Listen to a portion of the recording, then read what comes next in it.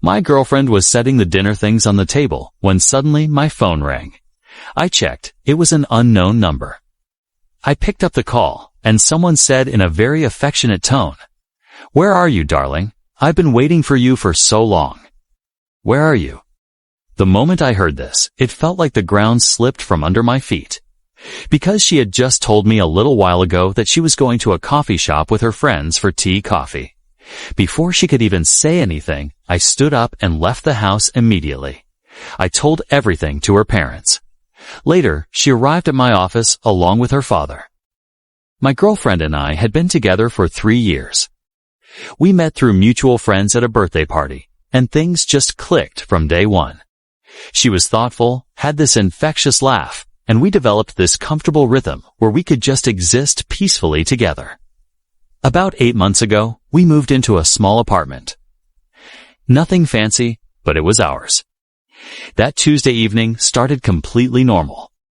I came home around 6:30, exhausted from back-to-back client meetings. All I wanted was a quiet dinner and maybe some mindless TV. She was in the kitchen, pulling out plates, and the smell of her homemade pasta sauce filled the apartment. "Can you set the table?" she called out. I grabbed the cutlery, and we moved around each other with that practiced ease you develop when you VA shared space for months. She was humming something cheerful while stirring the sauce. "Oh, by the way," she said casually, "I'm meeting Priya and the girls tomorrow evening at that new coffee place near the mall. We've been planning it for weeks." I nodded, only half listening. "Sounds good. What time?" "Around 7, probably. We'll grab dessert too. I might be back late." "No problem.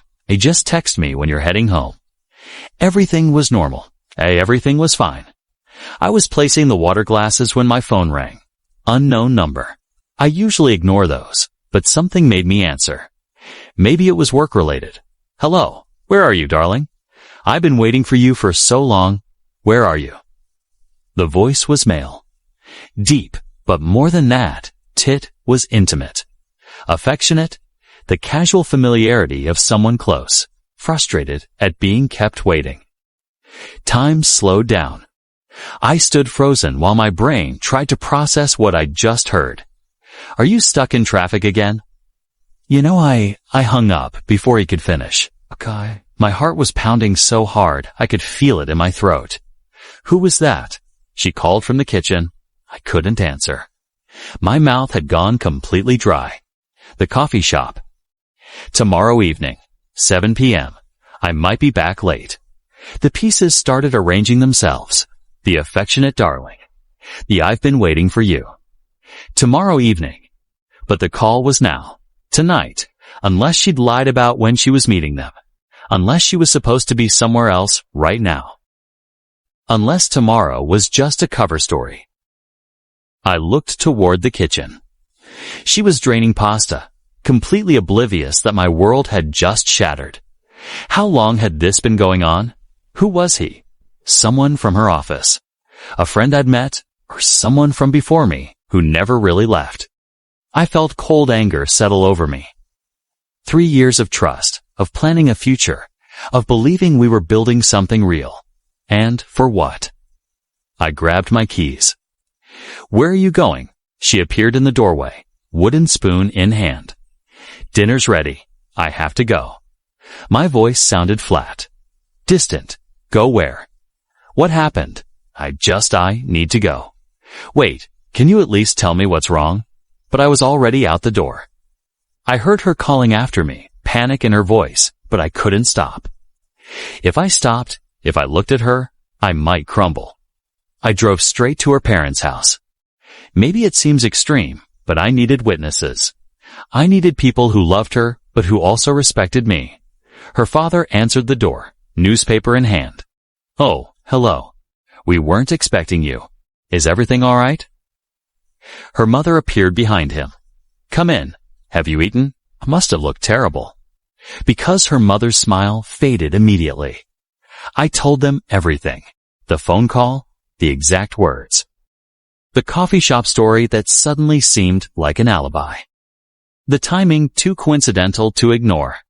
I showed them my phone, the unknown number glowing accusingly.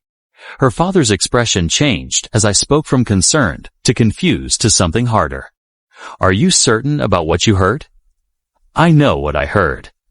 Someone called asking where Darling was, saying they'd been waiting. And she just told me about going out tomorrow. Don't you think that's suspicious? Her mother looked stricken. There must be some explanation, then let her explain it. Call her. Ask her to come here. Now, they exchanged one of those wordless conversations long-married couples have.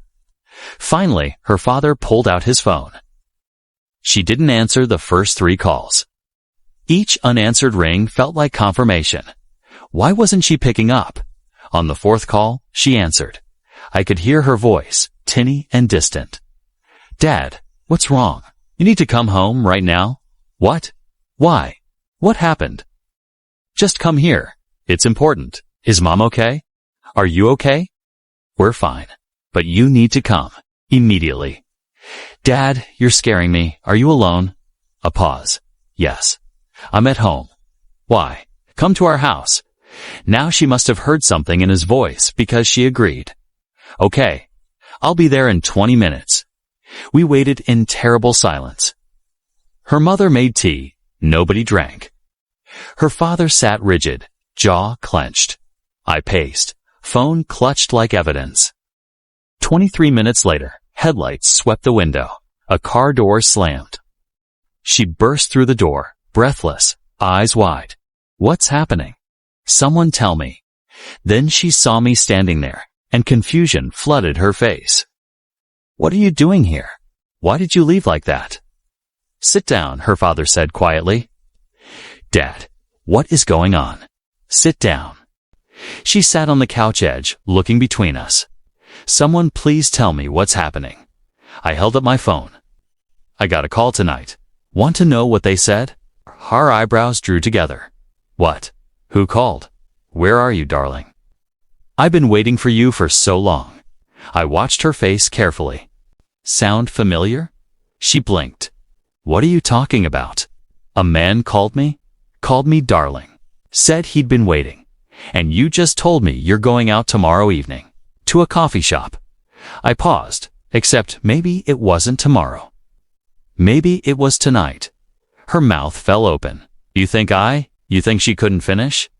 Are you insane? Then explain the call. I don't know about any call. I was making dinner. Exactly. Acting normal while someone who calls you darling is waiting somewhere. She stood abruptly. This is crazy. You actually dragged me here because of a wrong number. It was a wrong number. Well, it wasn't for me.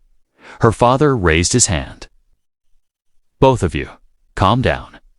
He looked at her. Show me your phone. Dad, your phone. Now she stared at him, hurt flashing across her face. You too.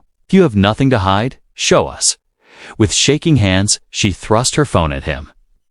Here, look through everything. Invade my privacy because apparently 3 years means nothing.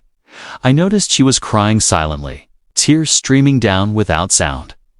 Her father scrolled through her phone, expression unreadable. Minutes passed. Finally, he looked up. There's nothing here. Of course, there's nothing. She exploded.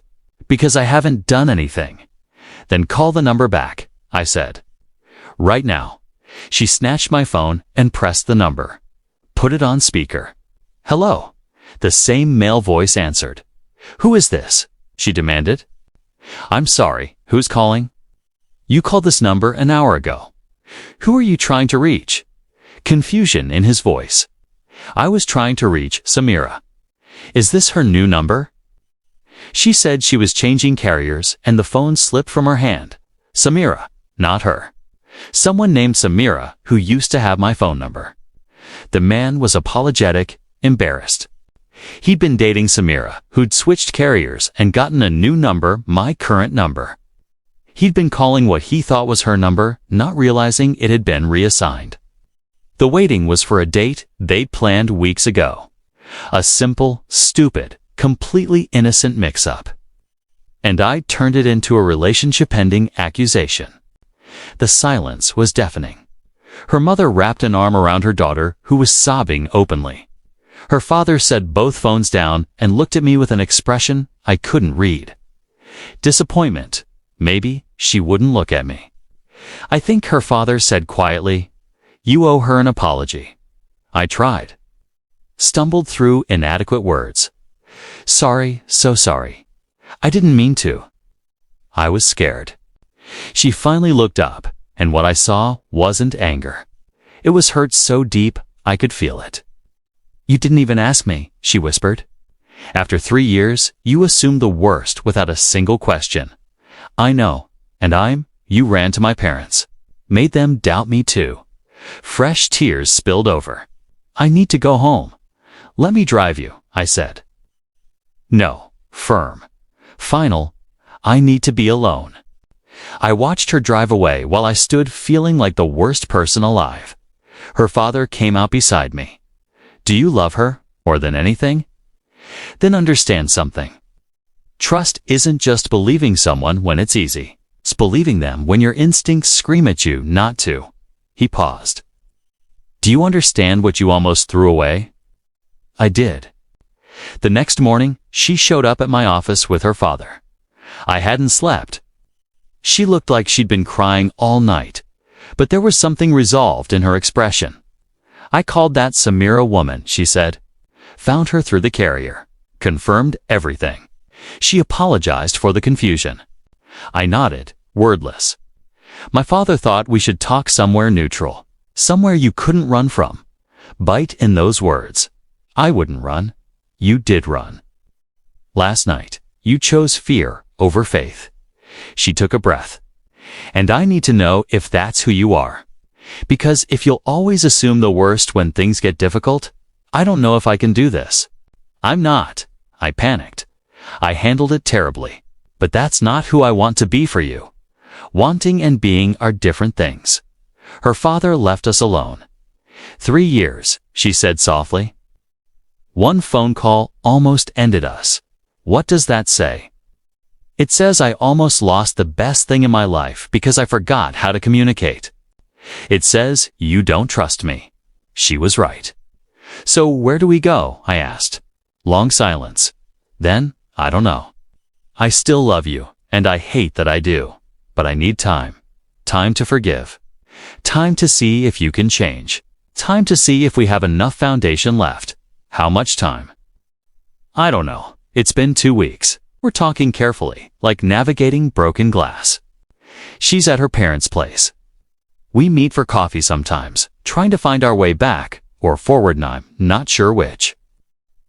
I started therapy, trying to understand why I assumed betrayal instead of seeking truth.